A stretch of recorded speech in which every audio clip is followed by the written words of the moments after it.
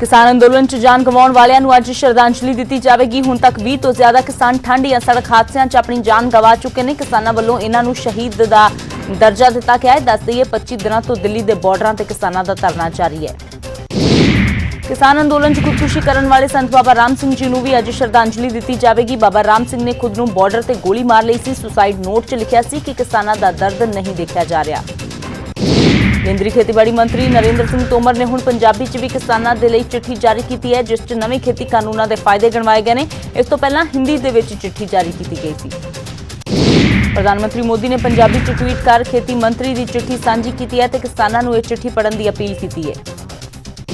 सरकार अते किसानां विचाले खेती कानूनां नूं लैके जल्द संवाद हो सकदा है। हरियाणा दे मुख मंत्री मनोहर लाल खट्टर ने कल केंद्रीय खेती मंत्री नाल मुलाकात की, जिस तो बाद उन्हां कहा कि 1-2 दिनां च मसले दा हल हो सकदा है। मनोहर लाल ने कहा कि केंद्र सरकार किसानां नूं भेजे सोध प्रस्ताव तो इलावा होर सौदा करन नूं भी तैयार है, पर किसानां नूं भी हां या ना दी पॉलिसी तो अगे वध के गल करनी होवेगी। उधर किसान जथेबंदियां भी केंद्र सरकार दे नाल गलबात लई तैयार ने। न्यूज़ 18 ते किसान आगूआं ने कहा सरकार सानूं सद्देगी तां असीं जरूर जावांगे। किसान यस नो दी पॉलिसी तो अगे वधन लई राजी ने। सुनील जाखड़ ने केंद्र ते निशाना साधिया है। उन्होंने कहा सरकार किसानों का इम्तिहान ना लवे ते खेती कानून रद्द करे। जाखड़ ने कहा कि प्रधानमंत्री तो लोगों का भरोसा उठता जा रहा है। बहादुरगढ़ बॉर्डर ते पंजाबी गायक बब्बू मान किसानों नूं समर्थन देने लई पहुंचे। इस मौके बब्बू मान ने अपने गीतां दे जरिए किसानों का हौसला वधाया, नाल ही केंद्र सरकार नूं किसानों दीआं मंगां मन्नण दी भी अपील की। क्रिकेटर हरभजन सिंह किसानों के समर्थन च उतरे ने। ट्वीट करके उन्होंने अपील की है कि पीएम कुछ समा कढ के किसानों की गल सुनन ते किसानों के मसले का हल कढिया जाए। बॉलीवुड अदाकारा कंगना रनौत ने वड्डा इल्जाम लगाया है। कंगना का कहना है किसान अंदोलन से अपने विचार रखने करके उसनूं रेप ते जानों मारन दी धमकियां मिल रही ने। कंगना रनौत ने दिलजीत दोसांझ ते प्रियंका चोपड़ा नूं भी निशाने ते लिया। कंगना ने कहा उसनूं बार-बार अपनी देशभक्ति जताउणी पैंदी है, जबकि प्रियंका ते दिलजीत वर्गे कलाकारां तो कदे भी उन्हां दी नीयत बारे नहीं पुछया जांदा। किसान अंदोलन विचाले SYL का मुद्दा फिर गरमाउण लगा है। कल सूबे भर दे विच हरियाणा बीजेपी दे लीडर एक दिन की भुख हड़ताल ते बैठे। झज्जर दे श्रीराम पार्क च पार्टी सूबा प्रधान OP धनखड़ भी शामिल हुए। धनखड़ ने कहा SYL ते हरियाणा का भी हक है। कुरुक्षेत्र च भी बीजेपी वालों SYL नूं लैके धरना दिता गया। सांसद नायब सैनी ने कैप्टन अमरिंदर सिंह ते राहुल गांधी ते निशाना साधदिआं कहा कि इन्हां दे कारण ही हरियाणा नूं उसके हिस्से का पानी नहीं मिल रहा। फतेहाबाद च किसानों ने भुख हड़ताल ते बैठे बीजेपी आगुआं का विरोध किया। किसान पुलिस वालों की बैरीकेडिंग तोड़ के बीजेपी वर्करां कोल पहुंच गए, जिस तो बहुत माहौल तनावपूर्ण हो गया। हरियाणा के असंध पहुंचे सांसद संजय भाटिया के बेटे चांद भाटिया नूं किसानों के विरोध का सामना करना पिया। इस दौरान किसानों ने बीजेपी के खिलाफ जम के नारेबाजी की, जिस तो बाद चांद भाटिया नूं किसानों कोलों माफी मंगनी पई। पंजाब के कैबिनेट मंत्री तृप्त रजिंदर सिंह बाजवा ने हरियाणा बीजेपी की भुख हड़ताल नूं साजिश करार दिता। बाजवा ने कहा बीजेपी SYL की आड़ च किसानी अंदोलन तो ध्यान हटाउण दी कोशिशां कर रही है। रोपड़ चंडीगढ़ मार्ग ते स्थित टोल प्लाजा ते किसानों का धरना लगातार जारी है। किसानों वालों 9 सितंबर तो टोल प्लाजा बंद किया गया है। किसानों ने कहा जदों तक खेती कानून वापस नहीं होंदे संघर्ष जारी रहेगा। टिकरी बॉर्डर ते किसानों वालों जंजीरां बन के अनोखा प्रदर्शन किया गया। किसान कमल सिंह ने कहा जदों तो केंद्र खेती कानून लैके आई है साडी आजादी चली गई है। किसानी अंदोलन च सिंघू बॉर्डर से पंजाब दीआं नर्सां ने भी शिरकत की। नर्सां अंदोलन च सेवा करके योगदान पा रही ने। फरीदकोट 5 साबका सैनिकां ने दिल्ली वाल कूच किया। उन्होंने कहा किसानों दी मंगां जायज़ ने ते उन्हां दे हक्कां च आवाज़ बुलंद करन लई दिल्ली बॉर्डर जा रहे हैं। मोगा जिले तो 400 किलोमीटर बैलगड्डी से चल के किसान दिल्ली पहुंचे। किसानों वालों बैलगड्डी ते ही राशन पानी रख के लिजाया जा रहा है। बरनाला तो 60 साल बुजुर्ग पैदल ही दिल्ली बॉर्डर लिए रवाना हुए। पिंड चक्कर का रहने वाला जोगिंदर सिंह 340 किलोमीटर का सफर पैदल ही तय करते नजर आए। राजपुरा च CPF कर्मचारी यूनियन ने किसानों को समर्थन देने लई दिल्ली वाल कूच किया। पटवार यूनियन के सूबा प्रधान हरवीर सिंह ढींडसा ने कहा जदों तक किसानों को इंसाफ नहीं मिलता असीं पिछे नहीं हटांगे। अमृतसर के स्कूली बच्चों वालों खेती कानूनों खिलाफ रोस मार्च कढ़िया गया। इस मौके बच्चों ने केंद्र सरकार खिलाफ नारेबाजी करदिआं खेती कानून वापस लैण की मांग की। भवानीगढ़ च दिल्ली अमृतसर कटरा एक्सप्रेस वे लई सर्वे करन आई टीम ने किसानों का घेराव किया। किसानों ने कहा कि जदों तक खेती कानून वापस नहीं ले जाते असीं केंद्र का कोई भी प्रोजेक्ट नहीं चलन देवांगे। अबोहर के किन्नू उत्पादकों को परेशानी का सामना करना पै रहा है। किन्नू उत्पादकों मुताबिक दिल्ली धरने कारण उन्हों का माल मंडियां च नहीं पहुंच रहा, जिस कारण उन्होंने वड्डा घाटा पै रहा है। ਆੜ੍ਹਤੀਆਂ ਤੇ ਇਨਕਮ ਟੈਕਸ ਦੀ ਰੇਟ ਤੋਂ ਭੜ ਕੇ ਕੈਪਟਨ ਅਮਰਿੰਦਰ ਸਿੰਘ ਨੇ ਕਿਹਾ ਕਿ ਕੇਂਦਰ ਆੜ੍ਹਤੀਆਂ ਦੀ ਆਵਾਜ਼ ਦੱਬਣਾ ਚਾਹੁੰਦੀ ਹੈ ਤੇ ਇਹ ਆੜ੍ਹਤੀਆਂ ਨੂੰ ਡਰਾਉਣ ਦੀ ਚਾਲ ਹੈ। ਇਸ ਨਾਲ ਕੇਂਦਰ ਦੇ ਖਿਲਾਫ ਗੁੱਸਾ ਹੋਰ ਵੀ ਵਧੇਗਾ।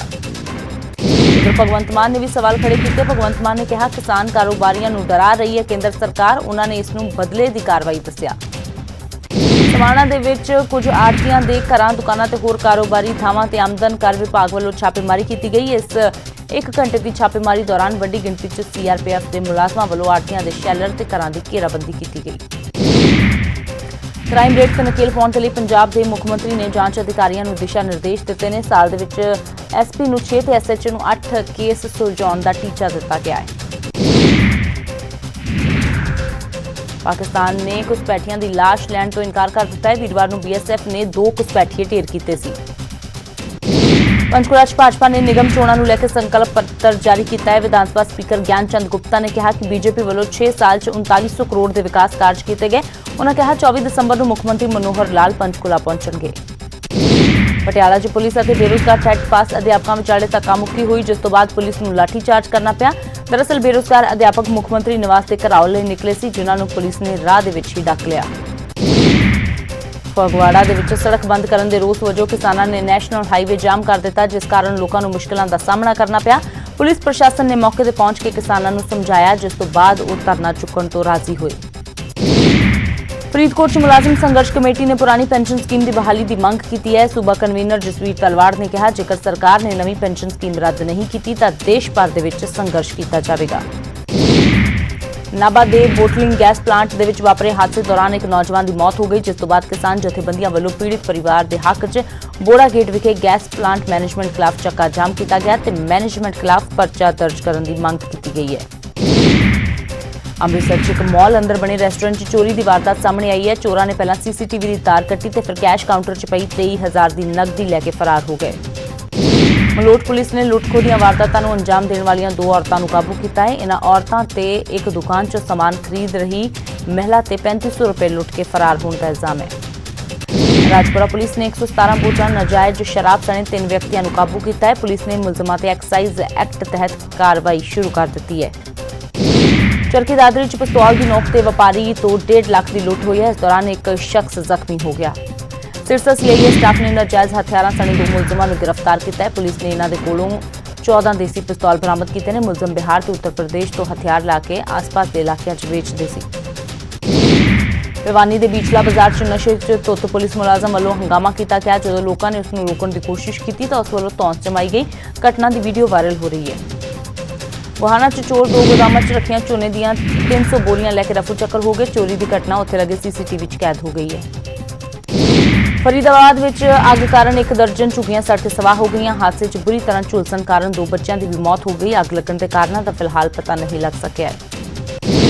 ਸੋਹਾਣਾ ਦੇ ਪਿੰਡ ਮਹਿੰਦਵਾੜਾ 'ਚ ਇੱਕ ਕਿਸਾਨ ਨੇ ਜ਼ਹਿਰੀਲੀ ਚੀਜ਼ ਨਿਗਲ ਕੇ ਖੁਦਕੁਸ਼ੀ ਕਰ ਲਈ। ਪਰਿਵਾਰ ਮੁਤਾਬਕ ਕਿਸਾਨ ਨੇ ਸ਼ਰਾਬ ਦੇ ਨਸ਼ੇ 'ਚ ਜ਼ਹਿਰੀਲੀ ਚੀਜ਼ ਨਿਗਲ ਲਈ, ਜਿਸ ਤੋਂ ਬਾਅਦ ਗੰਭੀਰ ਹਾਲਤ ਵਿੱਚ ਉਸ ਨੂੰ ਹਸਪਤਾਲ ਲਿਜਾਇਆ ਗਿਆ, ਜਿੱਥੇ ਉਸ ਦੀ ਮੌਤ ਹੋ ਗਈ। ਸ਼ਿਮਲਾ ਵਪਾਰ ਮੰਡਲ ਨੇ ਐਤਵਾਰ ਨੂੰ ਬਾਜ਼ਾਰ ਬੰਦ ਕਰਨ ਦੇ ਫੈਸਲੇ ਤੇ ਮੁੜ ਵਿਚਾਰ ਕਰਨ ਦੀ ਮੰਗ ਕੀਤੀ ਹੈ। ਉਨ੍ਹਾਂ ਕਿਹਾ ਪਹਿਲਾਂ ਹੀ ਕੋਰੋਨਾ ਕਾਰਨ ਕਾਰੋਬਾਰ ਠੱਪ ਪਿਆ ਹੈ। ਵਪਾਰ ਮੰਡਲ ਨੇ ਕਿਹਾ ਜੇਕਰ ਪ੍ਰਸ਼ਾਸਨ ਨੇ ਜਲਦ ਫੈਸਲਾ ਨਾ ਲਿਆ ਤਾਂ ਉਨ੍ਹਾਂ ਨੂੰ ਅੰਦੋਲਨ ਦੇ ਲਈ ਮਜਬੂਰ ਹੋਣਾ ਪਵੇਗਾ। ਪੂਰੇ ਉੱਤਰ ਭਾਰਤ ਵਿੱਚ ਠੰਡ ਦਾ ਕਹਿਰ ਜਾਰੀ ਹੈ। ਦਿੱਲੀ 'ਚ ਲੋਕ ਠੰਡ ਤੋਂ ਬਚਣ ਲਈ ਧੂਣੀ ਚਲਾ ਰਹੇ ਨੇ। ਕੁੱਲੂ 'ਚ ਤਾਪਮਾਨ ਮਾਈਨਸ 'ਚ ਪਹੁੰਚ ਗਿਆ। ਲੋਕਾਂ ਦਾ ਘਰੋਂ ਬਾਹਰ ਨਿਕਲਣਾ ਵੀ ਮੁਸ਼ਕਿਲ ਹੋ ਰਿਹਾ ਹੈ। ਚਮਕੌਰ ਸਾਹਿਬ 'ਚ ਅੱਜ ਤੋਂ ਸ਼ਹੀਦੀ ਜੋੜ ਮੇਲ ਦਾ ਆਗਾਜ਼ ਹੋ ਗਿਆ ਹੈ। 3 ਦਿਨਾਂ ਤੱਕ ਧਾਰਮਿਕ ਦੀਵਾਨ ਸਜਾਏ ਜਾਣਗੇ। ਸਵੇਰ ਤੋਂ ਹੀ ਗੁਰਦੁਆਰਾ ਸਾਹਿਬ ਨਤਮਸਤਕ ਹੋਣ ਦੇ ਲਈ ਸੰਗਤ ਵੱਡੀ ਗਿਣਤੀ 'ਚ ਪਹੁੰਚ ਰਹੀ ਹੈ।